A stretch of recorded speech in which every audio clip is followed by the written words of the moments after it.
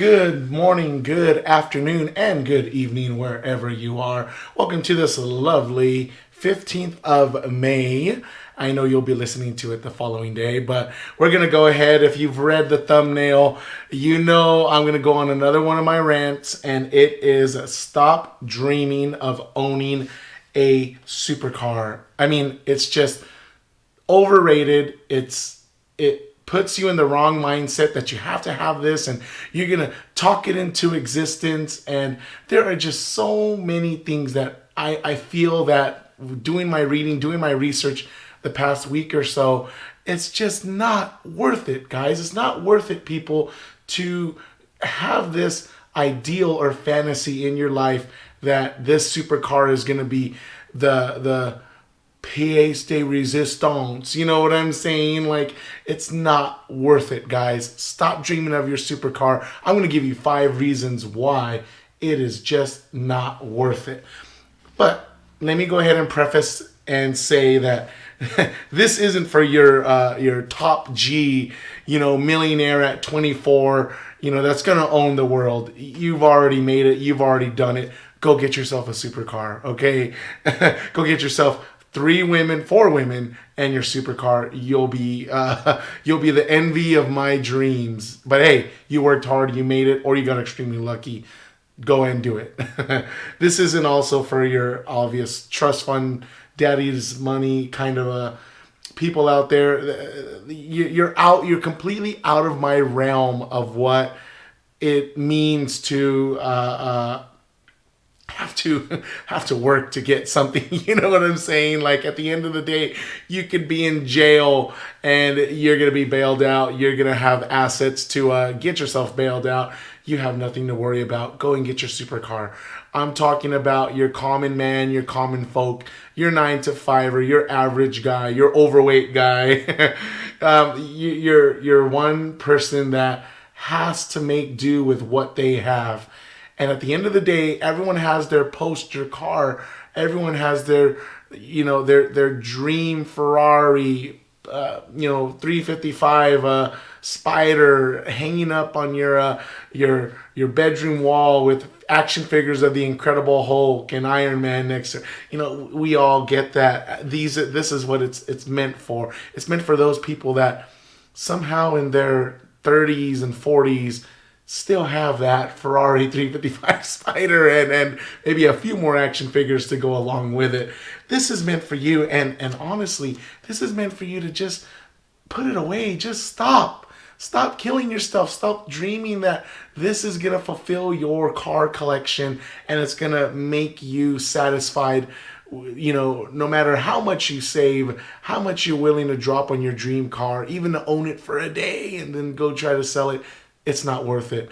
Go on Turo or go to one of those supercar driving experiences out in Las Vegas and call it a day, I say.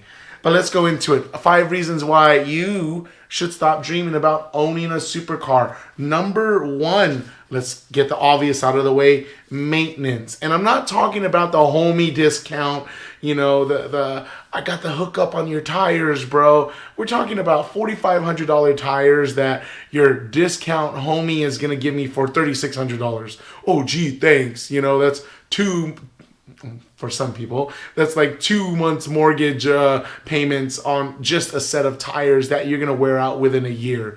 I mean, you're talking about dropping 4 G's on tires every year with the homie discount. It's like, come on, people.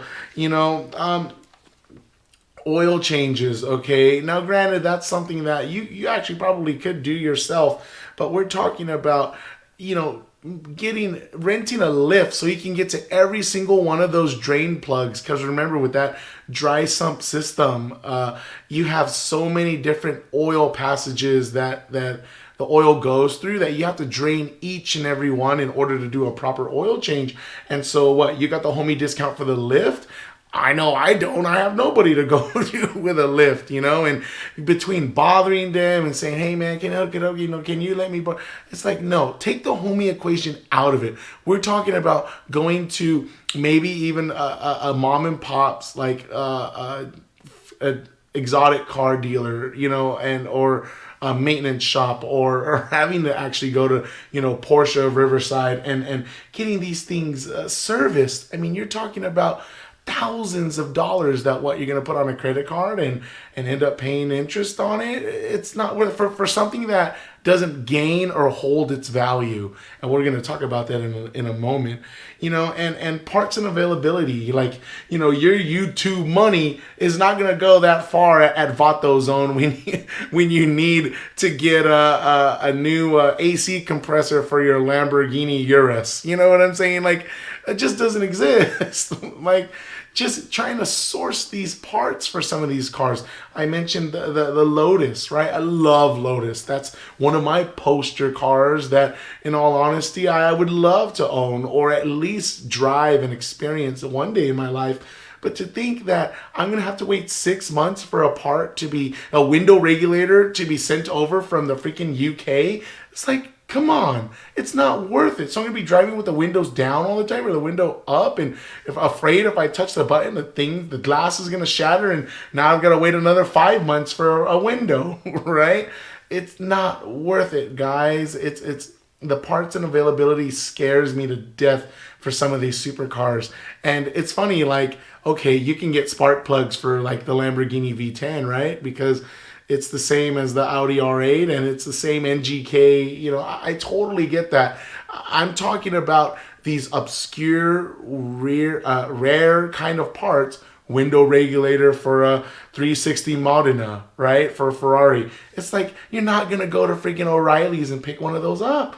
So why on earth would you put yourself through that for parts that have a timeout period or a time frame where it's not a matter of if but when? Don't do that to yourself. Get rid of that mindset of you're going to be able to do the maintenance yourself and the homies will be there to help you. Forget it. It's going to cost you an arm and a leg. All right, next, number 2. Driving difficulty. Now, you thought your little Honda Civic was going to be a difficult pain in the neck to go to the Vaughn's shopping center. I'm talking about you're driving around a $200,000 Porsche GT4 RS and you're about to crush your $12,000 lip spoiler, right? I mean, to think that the way these cars are built literally for the track, and you're gonna go down to your local Raising Cane's in it. I can imagine all the scrapes, bumps, microfractures, cracks that your poor little car is gonna experience because you had to get your Caniac combo instead of taking it to a flat surface where these bumps don't exist and the car's aero can actually do what it's meant to do, which is drive, right? And again, many of us are never going to experience that level of pushing a car to its limit. We're never going to get there. 98% of us will never get to the limit of a GT4 RS, okay? But I'm talking about those that want to flex and take your car out, which honestly I would too, right down the block to my local Del Taco for 2 for $4 fish tacos. Like, I wouldn't even be able to like reach my arm up to the drive-through window in that thing, right? And so I say, oh, well, let me get myself a practical supercar. Let me get that Lamborghini Urus. I mean, in all honesty, I guess that kind of balances that supercar / practical, but then again, you're driving a Urus. So again, I say difficulty driving, we're never going to get to those limits just for the fact that the car is so low, so difficult to drive on your average roads. And we're not just talking about California roads, just driving it, just literally driving it on a nice road and feeling all the undulations. What's the little funny thing that they say? Being able to run over a quarter and be able to tell the year, right? Like, just knowing that it's just going to be so uncomfortable. It's like you're not even going to want to drive this thing. So forget it. Driving, just because it's low or the undulations or The fact that you can't even reach for the drive-through counter for your Caniac combo, forget about it. It's not worth it. Here we go. Number 3. I'm getting boring again, sorry, but insurance, right?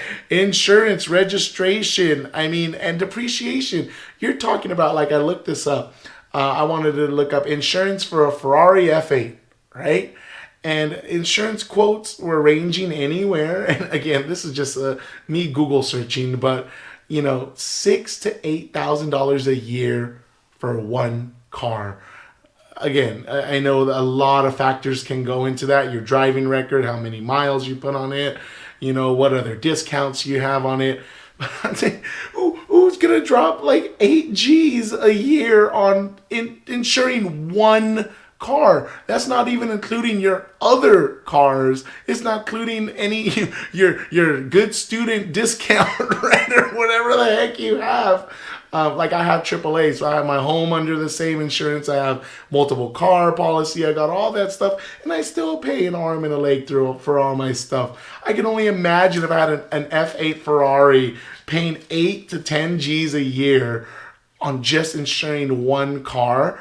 And it's like, what, you're gonna make payments on it and be charged that interest instead of paying your one lump sum? I sound like a financial guy now. It's like, no, like I seriously doubt that any insurance. And remember, this is a premium that goes on and on and on and on and on. Yeah, the car gets a little bit more cheap as the years go by, but you're starting at 8 G's already. Again, we're not top G, okay?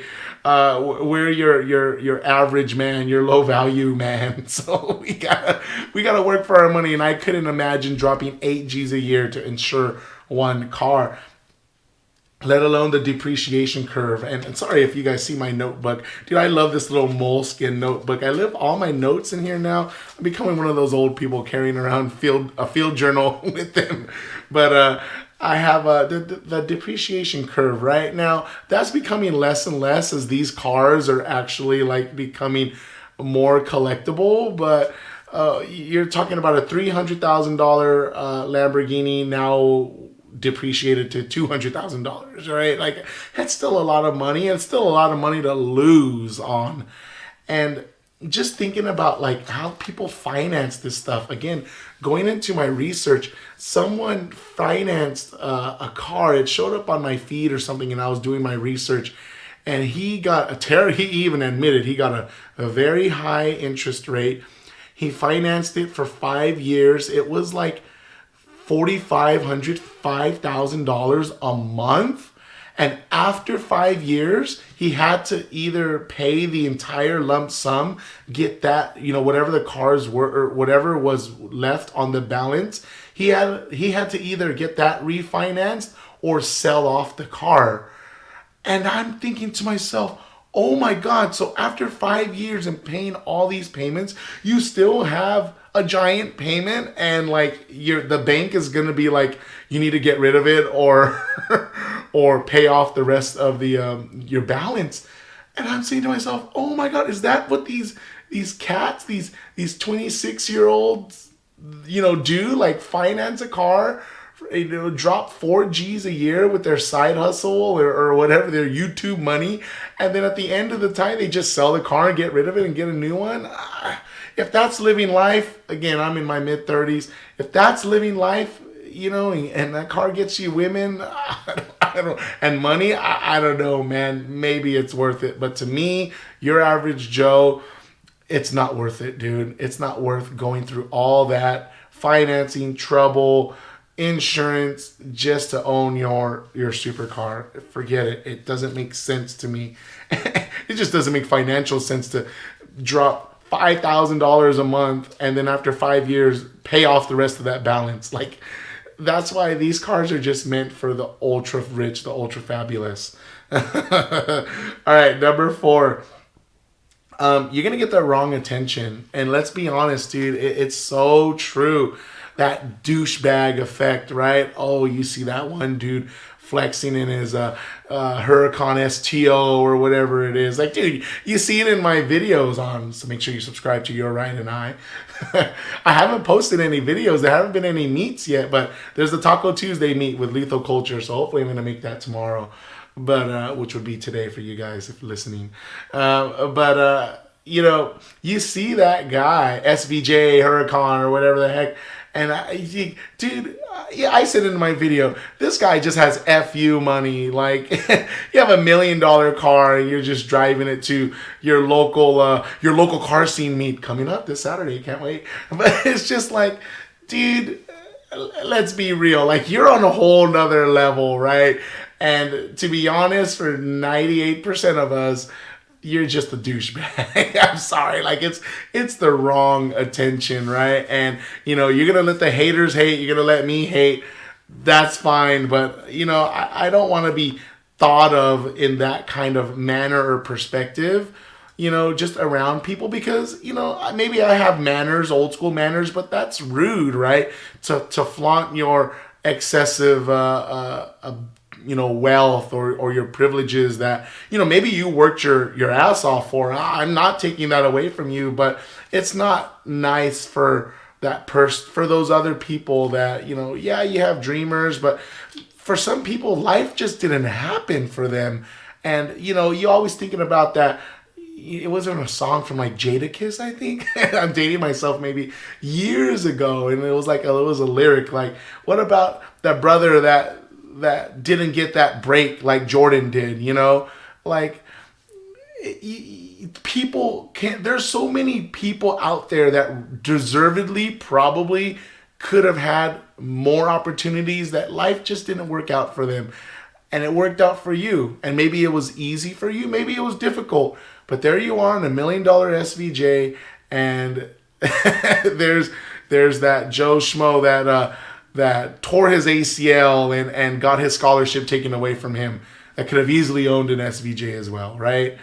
And so, you know, there's that douchebag effect. You know, I gawk over it. A lot of YouTubers gawk over it, all that stuff. But, you know, maybe I'm more of a humble man in that sense, and I wouldn't act that way, to be honest. Right? Remember Savage Geese when he did the BMW M8 review? It was a press car. And just because he was in a certain area of you know, the Chicagoland area, they freaking keyed the press car. They keyed the freaking BMW M8. Why? Because he's flexing, right? He's showing off his ultra wealth. Savage Geese and his ultra wealth, you know. And so you're gonna get some of those haters. Knock on wood. That never happens to me, but dude, like, it's happened to other people, and it's happened to other people that don't have supercars, right? You know, just the fact thinking that some hater is gonna bump their door into my car and or key it, worst case scenario, dude, I would be livid, and I would hate people even more, probably, right? So just even think about that. And again, you know, you wouldn't wear a Rolex in the ghetto. You know, I'm not going to wear a $10,000, $20,000 watch out in San Bernardino, right? You just don't do that. So why would you, you know, go to a struggling neighborhood with your supercar, right? Unless you have some type of a Robin Hood complex where maybe you're giving out turkeys and you're in the frunk of your SVJ. I don't know, but to me, yeah, that douchebag effect definitely hurts. And last but not least, it's just overall maturity, okay? And I kid about the 355 Spider in my playroom, right, with my action figures, but we talked about it a little bit. Life happens. You know, you grow up, you get the love of your life, you get her pregnant, you know, things change, job changes. Recession takes out so many jobs, and you end up having to move where the work is. Look how many people are leaving California just because it's so expensive to live here and to grow up here and to make money out here, like in order to afford things. And so when you have to start reprioritizing your life and figuring out what maturity level you are, right? You realize that you can keep your dream alive, but your dreams are dead at the end of the day. And you better be taking care of your 2-year-old son, or you better be saving your money to pay off your debt, and don't make excuses and discharge in bankruptcy, or get an education and take out all these student loans for something that's not going to pay off in the future. So many things happen in life that you can prepare for, and things that you just can't. Again, the one guy who tore his ACL and lost his scholarship, right? Getting diagnosed with a non-Hodgkin's lymphoma, and you were just feeling, you thought you had a stomach ache the other day, and it turns out to be colon cancer, right? And now you're in a colostomy bag, and you can't shift gears in your manual 355 Spider. Sorry, I keep bringing that up because that was the poster car for me, right? But again, like, these are serious situations, and the sooner you kind of accept what has happened to you and what has happened in your life, you can start taking care of things that need to get done, right? You can start reading to your 2-year-old son, or teach them, talk to them, take them out for a walk. Like, we forget to do these things because, I need to get my STO, Huracan, Lamborghini. It's like, no, bro, you those days are gone, right? Unless you're top G, forget it. Go do the right thing with what you have now. So those are my 5 reasons why you need to stop dreaming of a supercar. Maybe you have some more. Go and post them on the comments below, right? I sound like a YouTuber now. But no, seriously, this is a topic for discussion. Am I just a Debbie Downer? Am I doing everything wrong? I need to hang out with Eric FK8 more, right? I gotta bring up that sup life positivity. Shout out Eric FK8. But, what are your thoughts? Let me know. What do you need to stop dreaming of the supercar? Or maybe the fact that you dream of supercars is what's keeping your automotive passion alive. Let me know. Let me know in the comments. Come find me. Talk with me. Let's get your story, because at the end of the day, I want to hear about you. This podcast is more about me and my thoughts and feelings, but at the end of the day, it's you that's viewing. So I want to know you. Let me know in the comments.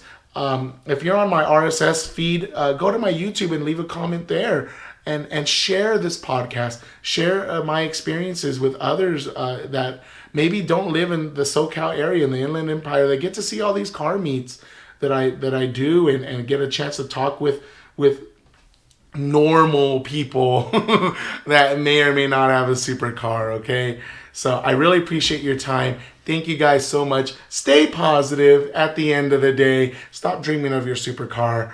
And we'll catch you guys in the next one. Peace. See ya.